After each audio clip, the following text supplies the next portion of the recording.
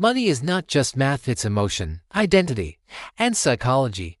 Most people believe that if they earn more, they'll automatically become wealthy. But earning money and keeping money are two entirely different skills. The gap between them is mindset. Your financial life doesn't change when your income rises. It changes when your thinking does. The truth is, we all have a money story with a set of beliefs shaped by our upbringing, environment, and experiences. Maybe you grew up hearing money doesn't grow on trees, or that rich people are greedy. Maybe you were taught to save every penny or to spend quickly before it's gone. Those early ideas become the lens through which you view every financial decision, often without realizing it. If you believe money is scarce, you'll subconsciously avoid risk, even good risk. You'll save endlessly but never invest. You'll work harder instead of smarter. And you'll measure safety by how little you lose, not how much you could gain. This is called the scarcity mindset, and it quietly traps millions of people. On the other side lies the abundance mindset, the belief that money is a tool, not a threat. People with this mindset don't fear losing, they fear stagnation. They invest not because they're reckless but because they understand value. They see opportunities, not obstacles. And most importantly, they know that wealth expands through creation, not conservation. But shifting from scarcity to abundance isn't just affirmations and quotes, it is daily discipline. It starts with awareness.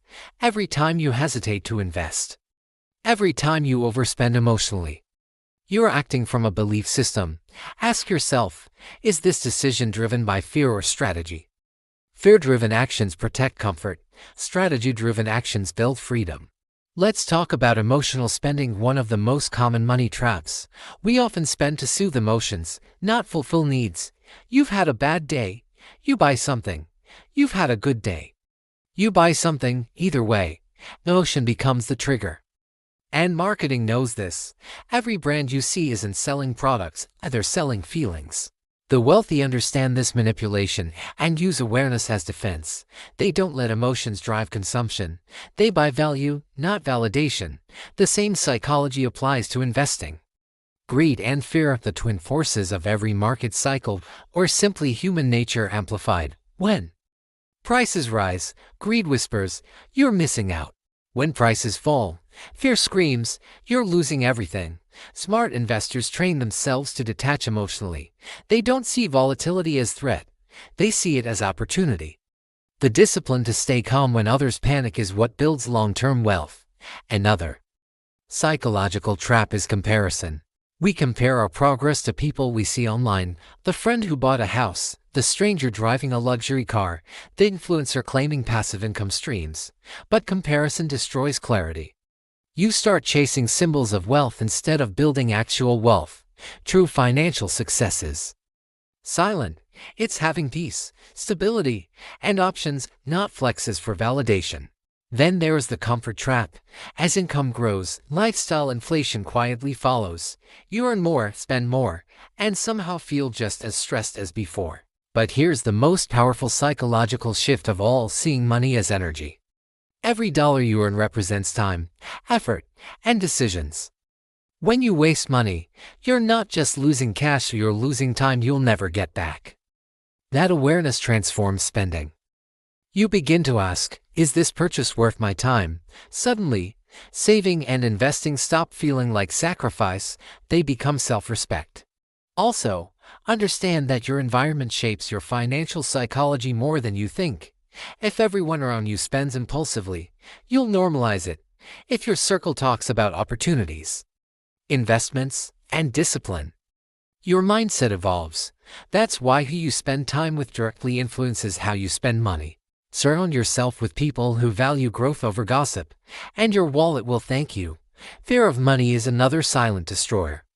Many people subconsciously avoid learning about finance because it feels overwhelming. They think it's too complicated or not for them, but ignorance is expensive. The less you know, the more mistakes you make. Financial literacy is not optional, it's survival. The good news, it's learnable. Read one book, watch one credible video, take one small step every week. Knowledge compounds faster than money ever can. And when you finally start building wealth, Don't let guilt sabotage you.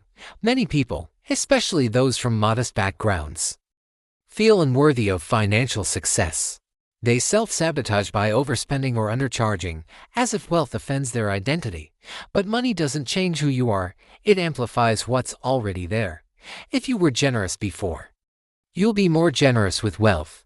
If you were thoughtful, wealth gives you the tools to create more impact. Wealth also requires patience, as something modern culture resists.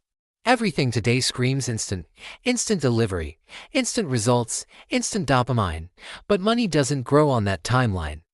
The people who win financially are the ones willing to be bored, who let compounding, discipline, and consistency do the heavy lifting. Ultimately, the psychology of money isn't about tricks, it's about mastery of self. You don't control markets or economies, but you do control choices. Every purchase, every investment, every delay, every emotion, they all build or break your future. Money is neither good nor evil, it's neutral.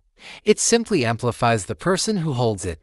When you stop chasing money and start understanding it, it begins to work for you instead of against you. The journey to wealth begins not in your wallet, but in your mind. Change that and everything else follows.